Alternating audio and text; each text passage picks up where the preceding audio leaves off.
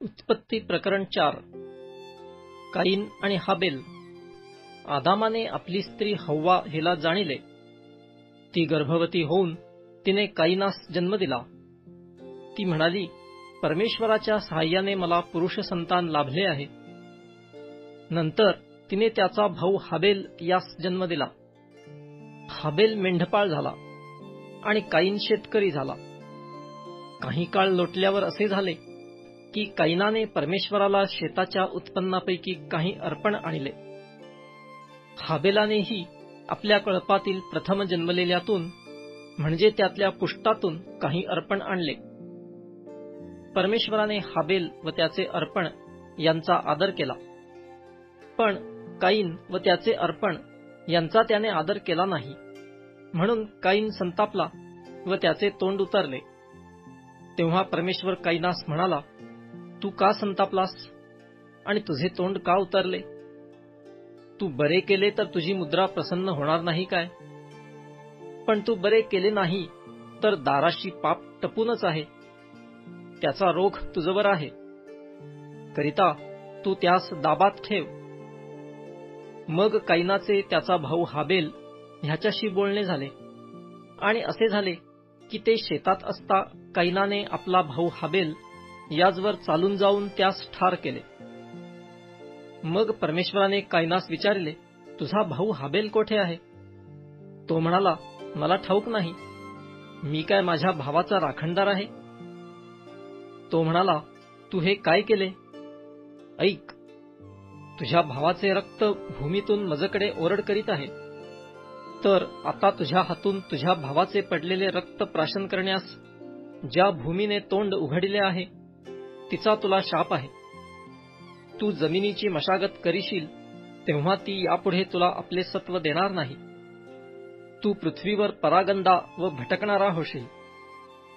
तेव्हा काईन परमेश्वरास म्हणाला, हा माझा दंड मला सोसवणार नाही इतका भारी आहे.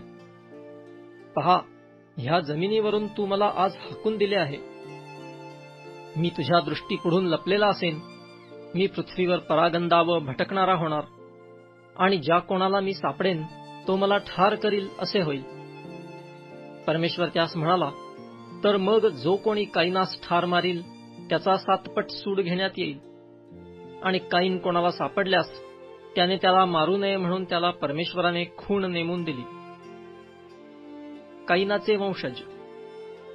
काईन परमेश्वरापुढून निघाला आणि एदेनाच्या पूर्वेस नोद देशात वस्ती करून राहिला. काईनाने आपल्या बायकोस जाणिले आणि ती गर्भवती होऊन तिला हनोख झाला. काईनाने एक नगर बांधिले, त्याचे नाव त्याने आपल्या मुलाच्या नावावरून हनोख असे ठेविले. हनोखाला इराद झाला, इरादाला महुयाएल झाला, महुयाएलास मथुशाएल झाला, आणि मथुशाएलास लामेख झाला. लामेखाने 2 बायका केल्या. पहिलीचे नाव आदा व दुसरीचे नाव सिल्ला. आदा हिला याबाल झाला. तो पाल देऊन राहणारे व गुरेढोरे पाळणारे यांचा मूळ पुरुष झाला. त्याच्या भावाचे नाव युबाल असे होते. तो तंतुवाद्ये व वायुवाद्ये वाजवणाऱ्या सर्वांचा मूळ पुरुष झाला. सिल्ला हिलाही तुबल काईन झाला. तो तांब्याची व लोखंडाची, धारेची सर्व प्रकारची हत्यारे घडवणारा झाला. आणि तुबल काईनास नामा नावाची बहीण होती. लामेख आपल्या बायकास म्हणाला, आदा आणि सिल्ला, तुम्ही माझी वाणी ऐका. लामेखाच्या बायकांनो, माझ्या भाषणाकडे कान द्या. एका पुरुषाने मला घाय केला, एका तरुणाने मला प्रहार केला, म्हणून मी त्याला ठार मारले. काईनाबद्दल 7 पट सूड घ्यावयाचा, तर लामेखाबद्दल 77 पट घेण्यात येईल. शेथाचे वंशज. आदामाने आपल्या बायकोस पुन्हा जाणिले आणि तिला मुलगा झाला. त्याचे नाव तिने शेथ ठेविले. ती म्हणाली, काईनाने हाबेलाचा घात केला म्हणून देवाने त्याच्या जागी मला दुसरे अपत्य दिले आहे. शेथ याला मुलगा झाला, त्याचे नाव त्याने अनोश असे ठेविले. त्या काळापासून लोक परमेश्वराच्या नावाने प्रार्थना करू लागले.